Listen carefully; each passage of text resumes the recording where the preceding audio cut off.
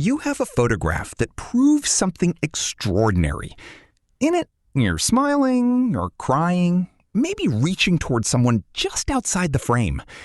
You can see your face. Your family remembers the day. The event happened. There are witnesses. But for you, it's as if that moment never existed. Imagine waking up tomorrow to discover that the first 3 years of your life had been erased. Not from reality, but from your own mind. Every laugh, every fear, every first experience, gone, without leaving a single scene you can replay. That sounds like a flaw in the human brain. But what if it's actually one of its greatest achievements? Because the mystery isn't why babies forget. The real mystery is why they remember anything at all. Think about what a baby accomplishes in just a few years. They learn faces before words. They recognize voices they've heard only a handful of times. They figure out that objects continue to exist even when hidden. They decode the impossible complexity of language without ever reading a grammar book. None of that is possible without memory. In fact, babies are among the fastest learners on Earth. So the idea that they simply can't remember doesn't fit the evidence. Scientists eventually decided to test it. Not by asking babies questions, they obviously couldn't answer, but by designing clever experiments that allowed memory to reveal itself. One famous experiment connected a baby's foot to a colorful mobile hanging above a crib. After a few kicks, something remarkable happened.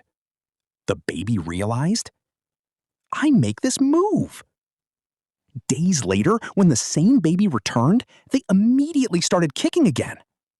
No trial and error, no relearning. They remembered. Even infants only a few months old could store experiences and retrieve them later. Which creates an unsettling question. If those memories existed, where did they go?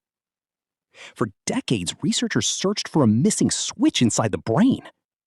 The first suspect was a tiny structure buried deep beneath the surface, the hippocampus.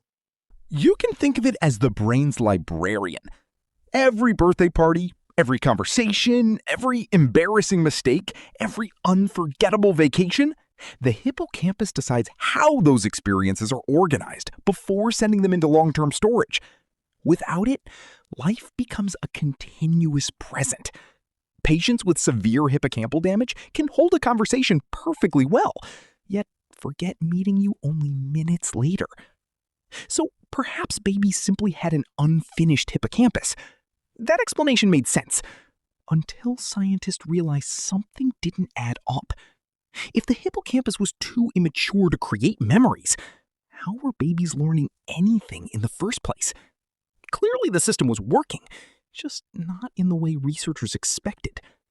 Then, neuroscience uncovered a discovery that completely changed the story. Most people believe the brain gradually loses its ability to grow new neurons. But during infancy, growth doesn't happen gradually. It explodes.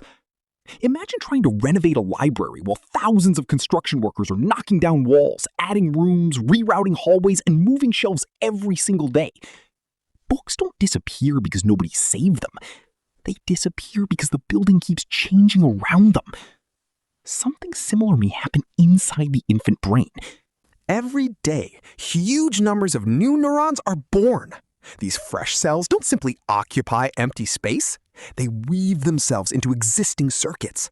And every new connection slightly reshapes the network already there. The brain is constantly rewriting its own architecture.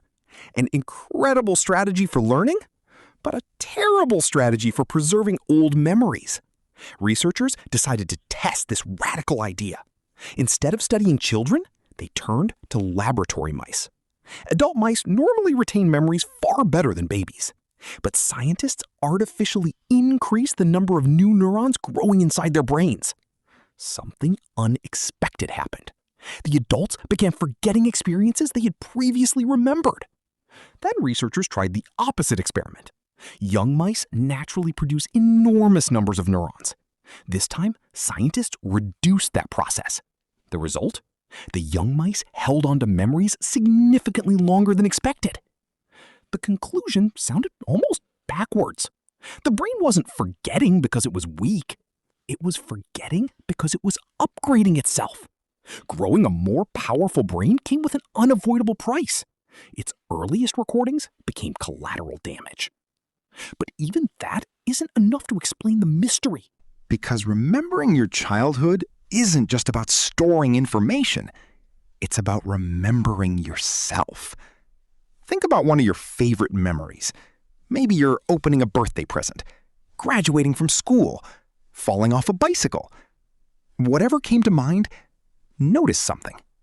You're the main character. The memory isn't just a collection of images.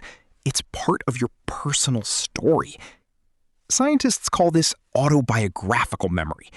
And surprisingly, babies may not yet possess the one ingredient it requires, a stable sense of me.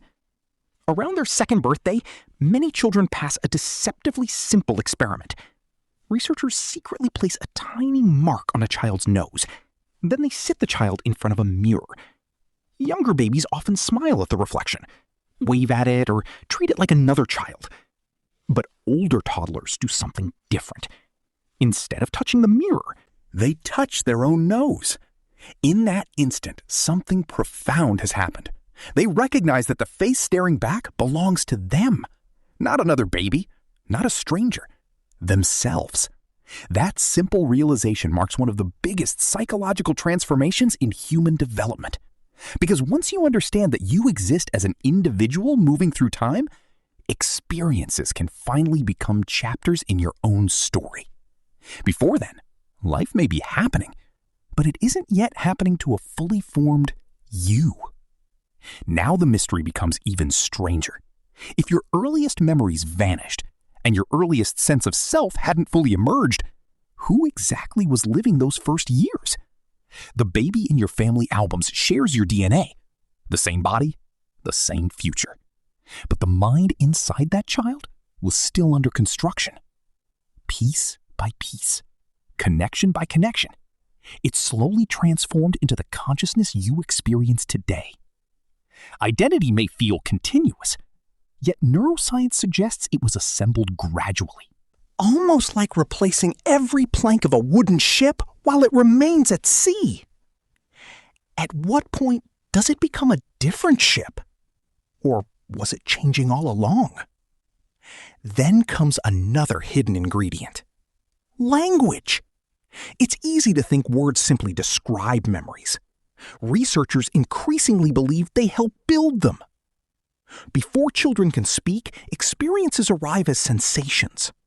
Warm sunlight, cold water, the smell of breakfast, the sound of laughter, fear, comfort, excitement.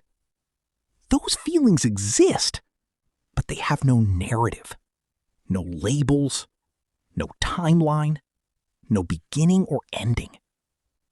Once children start talking with parents about the past, remember the dog we saw? Remember Grandma's house? Remember your birthday? Those scattered experiences become organized into stories. Language gives memory a filing system. Without it, experiences are like photographs scattered across the floor. With language, they become an album. Even culture quietly changes this process. Researchers comparing families around the world notice something fascinating.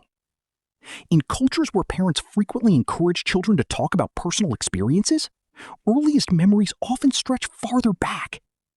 Children grow up practicing the skill of turning life into stories.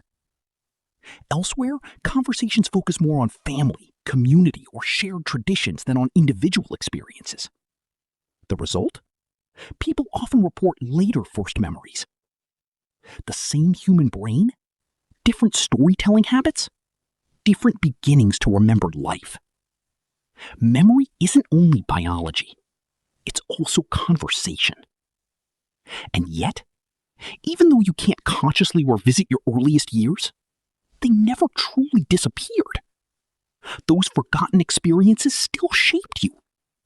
A baby repeatedly comforted by loving caregivers develops expectations about safety. A child exposed to constant stress develops different emotional patterns. Long before you could explain the world, your brain was already learning how the world works.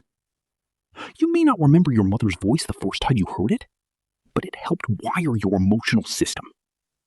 You don't remember learning to recognize faces. Yet your visual brain was transformed by millions of those forgotten moments. Some of the most important experiences of your life are the ones you'll never consciously recall. So perhaps we've been asking the wrong question all along. Instead of asking, why can't I remember being a baby? Maybe we should ask, what was my brain doing instead? It was building the machinery that would eventually allow memories to last.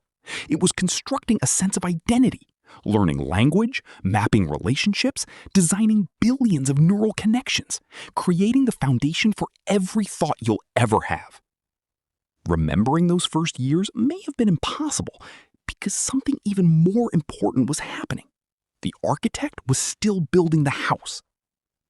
Every person you meet carries this invisible gap, a silent beginning, an entire lifetime hidden behind a locked door. Not because those moments lacked meaning, but because they became something greater than memories. They became the person remembering them. And maybe that's the strangest truth of all.